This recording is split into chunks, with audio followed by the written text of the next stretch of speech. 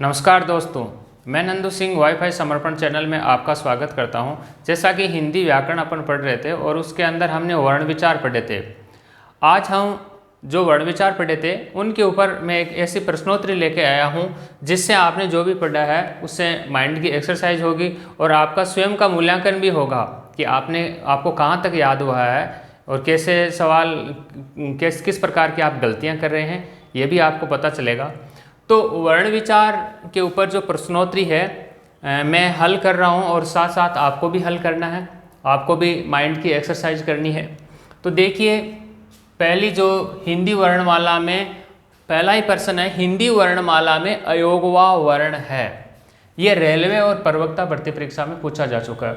जो जितने भी मैं आज सवाल लेकर के आया हूँ ये सभी कंपटीशन एग्जाम के अंदर पूछे जा चुके हैं और सभी सवाल है ये वर्ण विचार के ऊपर ही है। यदि आपने वर्ण विचार के वीडियोस नहीं देखे हैं तो आप डिस्क्रिप्शन में लिंक को प्रेस कीजिए या फिर आप चैनल की प्लेलिस्ट में जाइए जहां पर आपको सभी वीडियोज मिल जाएगा। और यदि आप पहली बार चैनल से जुड़ रहे हैं तो सब्सक्राइब जरूर कर लें, साथ ही बेल आइकन प्रेस कर लें ताकि नेक्स्ट वीडियो का नोटिफिकेशन भी मिलता रहे।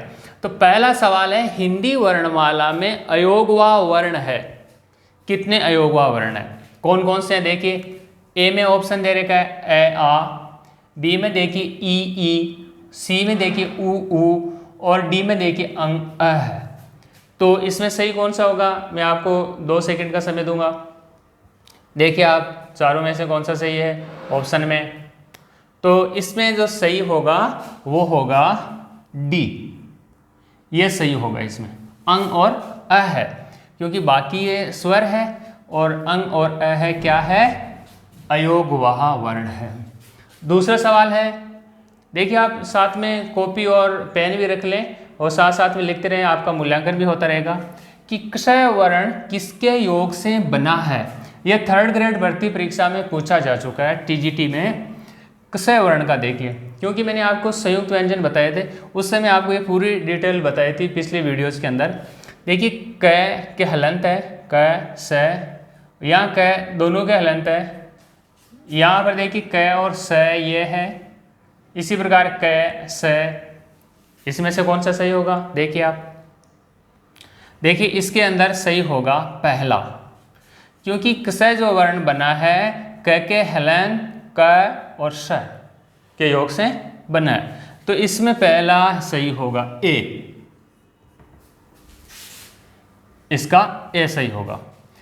तीसरा सवाल देखिए, घे जो वर्ण है किन वर्णों के संयोग से बना है। यह सब इंस्पेक्टर भर्ती परीक्षा में पूछा जा चुका है।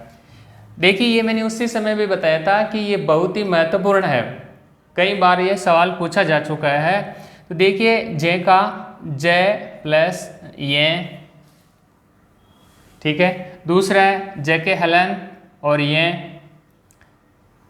के हलंत नहीं है। सी में देखिए ग और ये बिना हलंत है, ग और ये। देखिए कौन सा सही होगा इसमें, 2 सेकंड का समय आपके पास।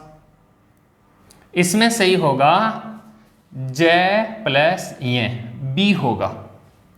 देखिए इसमें ग नहीं होता है, उसी समय मैंने इसके बारे में चर्चा भी की थी कि ग नहीं होता है, बोलने में अपन घे बोलते हैं तो गलती हो जाती है अक्सर।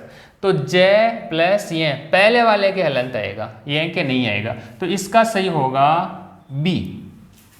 इसी प्रकार से चौथा सवाल देखिए कि क्ष त्र झ है, ये पटवार भर्ती परीक्षा में ये सवाल पूछा जा चुका है। ये क्या है देखिए, ए में मूल स्वर, बी में अनुस्वार, सी में संयुक्त स्वर, डी में संयुक्त व्यंजन।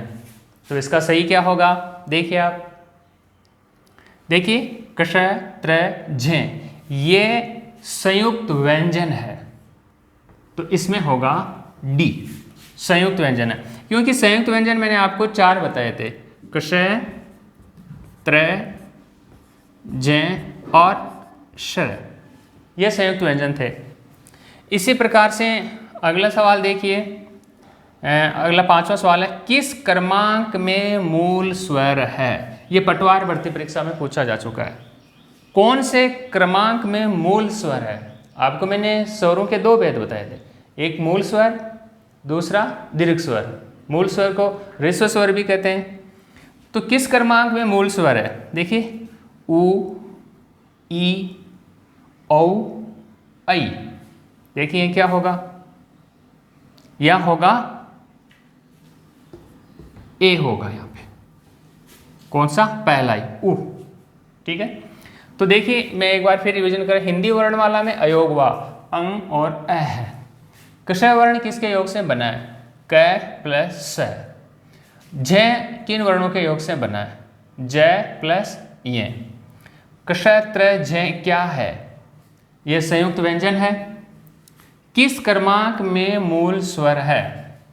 मूल स्वर कितने होते हैं? देखो मूल स्वर अ, ई, उ और री, ये मूल स्वर 4 होते हैं। तो बाकी ये क्या है? ये तो दीर्घ स्वर है, ये तो नहीं हो सकते। तो इसमें होगा उ। ये 5 सवाल। अगले सवाल आप देखिए, अगले सवाल देखिए आप। तो देखिए अगला सवाल, छठा सवाल की अपन बात करते हैं कि किस क्रमांक में पार्श्विक व्यंजन है। ये पटवार भर्ती परीक्षा में सवाल पूछा जा चुका है। ट, ठ, ल, च। ये अपन पहले वीडियोज़ के अंदर पूरी बातचीत कर चुके हैं, इसके बारे में चर्चा भी कर चुके हैं। तो किस क्रमांक में पार्श्विक व्यंजन है? सवाल, इसका सही विकल्प क्या होगा बताइए आप। सही विकल्प होगा इसका सी। इसमें होगा ल। कौन सा होगा? सी सही होगा, ल। ठीक है। पार्श्विक ल, जब उच्चारण करते हैं ल का तो जीभ के दोनों ओर बगल से वायु निकलती है, तो पार्श्विक व्यंजन ल। और उस समय मैंने आपको एक ट्रिक भी बताई थी, पाल। याद रखना, पाल। पा का मतलब पार्श्विक, और पार्श्विक व्यंजन कौन सा? ल का मतलब ल। 7वां सवाल है कि तालव्य व्यंजन है। ये BSTC के प्री जो टेस्ट होता है उसमें ये सवाल पूछा जा चुका है कि तालव्य। देखिए अपन उस समय उच्चारण स्थान के आधार पर वर्णों की जो चर्चा की थी, अक्कु, विसर्जनीय नाम, कंठ, इच्चु, ऐसा नाम, तालु। तो देखिए तालव्य व्यंजन है। ये यहाँ पर च वर्ग है, ट वर्ग है, त वर्ग है और प वर्ग है। तो तालव्य कौन सा होता है? च वर्ग होता है। इच्चु, ऐसा नाम, तालु। तो यहाँ पे सही होगा ऑप्शन में ए। इसका सही ये होगा। 8वां सवाल देखिए, ए ऐ वर्ण कहलाते हैं। ये पटवार भर्ती परीक्षा में ये सवाल पूछा जा चुका है। ए ऐ वर्ण क्या कहलाते हैं? नासिके, मूर्धन्य, ओष्ठे, कंठ तालव्य। तो अपन ने वर्ण उच्चारण जो आपको मैंने बताए थे उस समय ये बात की थी कि एदे तो कंठ तालु और ओदो तो कंठोष्ठम। तो एदे तो कंठ तालु, ए ऐ का उच्चारण करते हैं तो कंठ और तालु के संयोग से होता है। तो इसका सही होगा डी। इसमें डी सही होगा, कंठ तालव्य। 9वां सवाल देखिए, हिंदी वर्णमाला में मूल स्वर कितने हैं? यह छात्रावास अधीक्षक परीक्षा में पूछा जा चुका है। हिंदी वर्णमाला में मूल स्वर कितने हैं? अपन इससे पहले अभी चर्चा की है जब मूल स्वर पूछा गया था। 6, 3, 5, 4। तो इसका विकल्प कौन सा सही होगा? सोच लीजिए, 4, यानी डी ऑप्शन। हिंदी वर्णमाला में मूल स्वर कितने हैं? 4। कौन कौन से हैं? ए, ई, उ और री, ये मूल स्वर है। अगला सवाल देखिए 10वां, किस क्रमांक में अघोष व्यंजन है? यह 3rd ग्रेड भर्ती परीक्षा में पूछा जा चुका है, TGT में। किस क्रमांक में अघोष व्यंजन है? अपन ने चर्चा की थी घोष और अघोष। तो देखिए सबसे पहले आप सोचिए कि घोष कौन से होते हैं, अघोष कौन से होते हैं। उससे मैंने आपको एक ट्रिक भी बताई थी। तो देखिए त, थ, न, ब, ड, ड, ध। देखिए पहले मैंने आपको बताया था घोष। आप सबसे पहले ध्यान दीजिए कि घोष व्यंजन कौन से थे। घोष थे वर्ग के 3रा, 4था, 5वां, यही थे घोष। अब देखिए इसका मतलब क्या होगा कि वर्ग का जो पहला और दूसरा होगा, 3रा, 4था वर्ग का 3रा, 4था, 5वां घोष थे।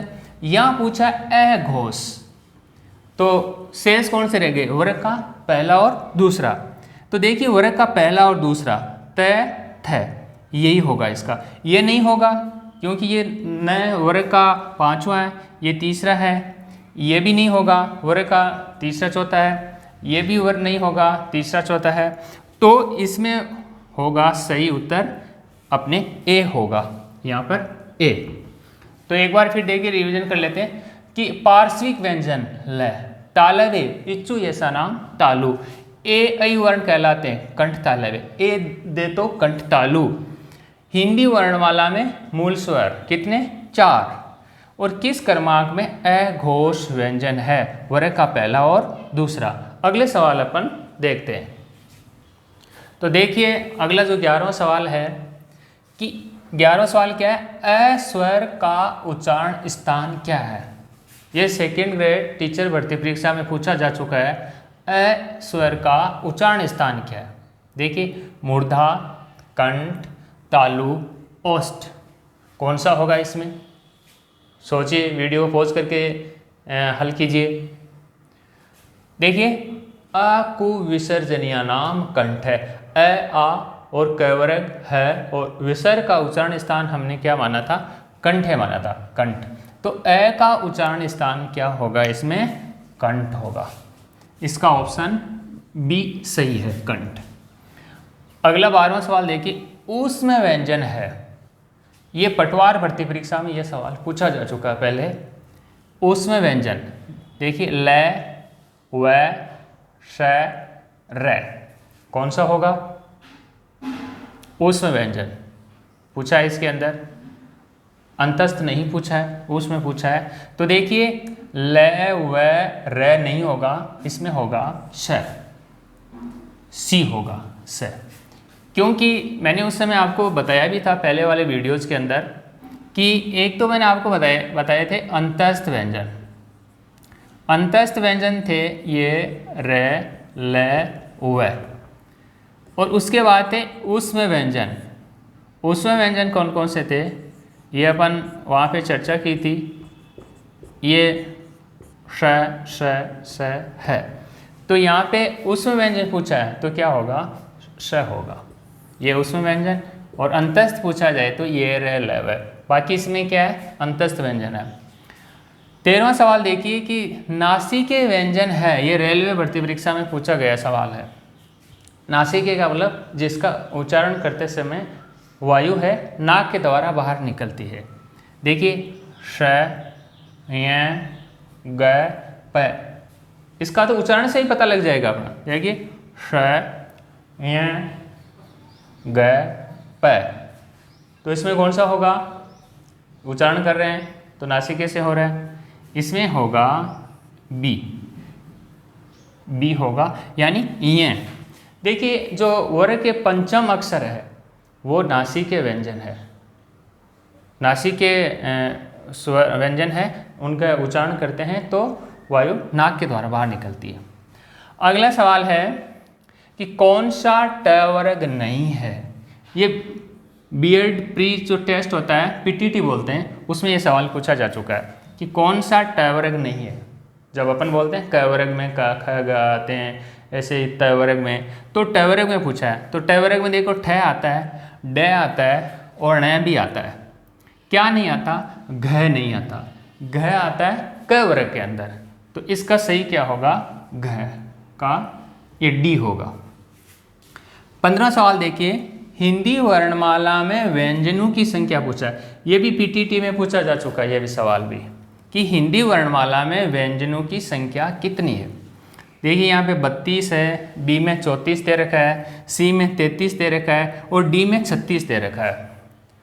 तो वर्णमाला में, हिंदी वर्णमाला में व्यंजनों की संख्या पूछे इसमें, ठीक है। तो व्यंजनों की संख्या आपको ये कॉमन सवाल है, आपको याद रखना है 33 और सी सही होगा। 33 कौन कौन से हैं कि स्पर्श व्यंजन हो गए,